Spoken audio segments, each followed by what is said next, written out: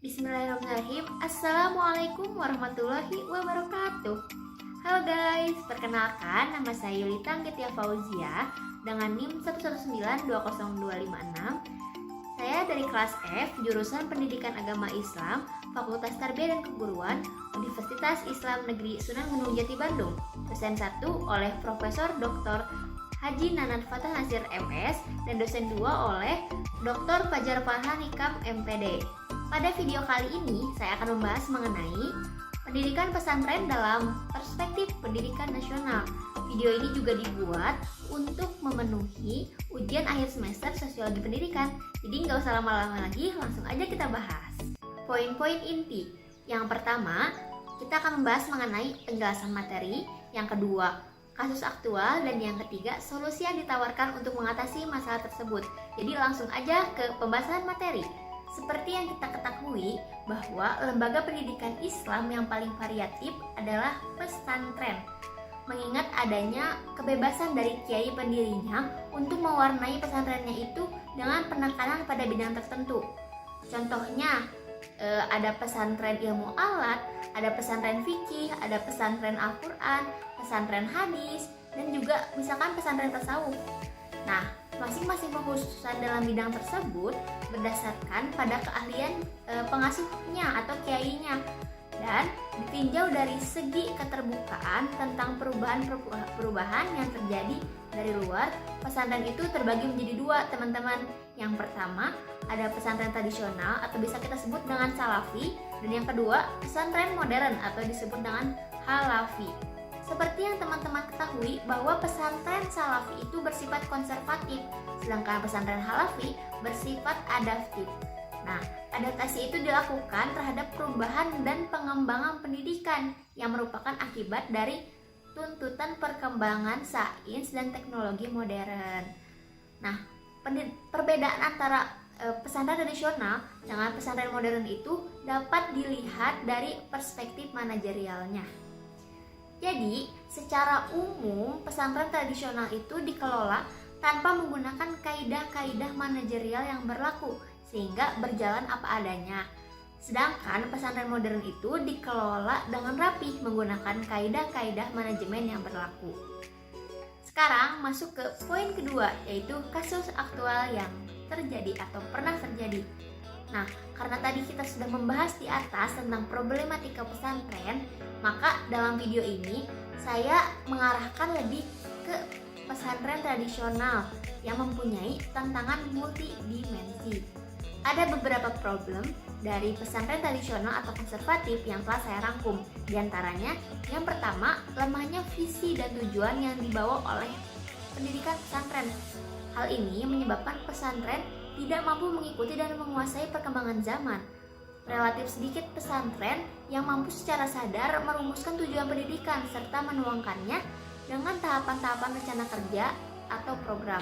Nah, kondisi ini kalau menurut Nurholis Majid lebih disebabkan adanya kecenderungan visi dan tujuan pesantren yang diserahkan kepada proses improvisasi yang dipilih sendiri oleh kiai bersama bawahannya. Itu. Selanjutnya, problem yang kedua, yakni yang dilontarkan oleh Jamak Syari Dovir. Dia mengatakan bahwa kebanyakan kiai di Jawa beranggapan bahwa pesantren itu dapat diibaratkan dengan sebuah kerajaan kecil, di mana kiainya itu merupakan sumber mutlak dari kekuasaan dan kewenangan dalam kehidupan lingkungan pesantren, sehingga cukup logis bila dikatakan bahwa penentu arah dan tujuan kebijakan pendidikannya itu berada pada kekuasaan otoritas dari kiai. Nah, kondisi nyata pun juga demikian, hampir tidak ada rumusan tertulis tentang kurikulum, tujuan, dan sasaran pendidikan pesantren, sehingga hanya terpaku pada otoritas kiai saja. Problem yang ketiga yaitu terkait proses pendidikan di pesantren yang masih juga terdapat berbagai permasalahan yang dihadapi. Di antaranya seperti mengenai kurikulum, lalu metode pembelajaran, serta sarana dan prasarana dan administrasi. Nah, kalau permasalahan kurikulum di pesantren itu terkait dengan pemberian pembelajaran umum yang tidak efektif. Jadi pada pesantren ini mengajarkan ilmu pengetahuan umum itu tampaknya dilaksanakan hanya setengah-setengah, hanya sekedar memenuhi syarat atau agar tidak dinamakan kolot saja. Sehingga kemampuan santrinya pun biasanya sangat terbatas dan kurang mendapat pengakuan dari masyarakat umum. Selanjutnya, problem yang keempat, yakni kelemahan pendidikan pesantren yang lainnya adalah suasana pembelajaran yang pasif. Jadi, hal ini masih banyak dijumpai di pesantren yang salah satu sebabnya adalah minimnya kreativitas dan juga inovasi guru terhadap pengembangan metodologi pembelajaran aktif, sehingga membuat daya kritis santrinya itu menjadi lemah. Maka agar nalar kritis tumbuh di pesantren, para pendidiknya itu harus mau melakukan formulasi pada pendidikan dengan menyertakan metodologi yang modern. Sekarang masuk ke poin yang ketiga, yakni solusi yang ditawarkan untuk mengatasi permasalahan tersebut. Berangkat dari pemaparan saya mengenai berbagai problematika yang dialami oleh pendidikan pesantren konservatif atau tradisional, maka lembaga pendidikan itu harus segera melakukan pembenahan melalui strategi-strategi baru untuk meningkatkan kemajuan sehingga menjadi lembaga pendidikan yang menjanjikan masa depan, baik jaminan keilmuannya, kepribadiannya, maupun keterampilan.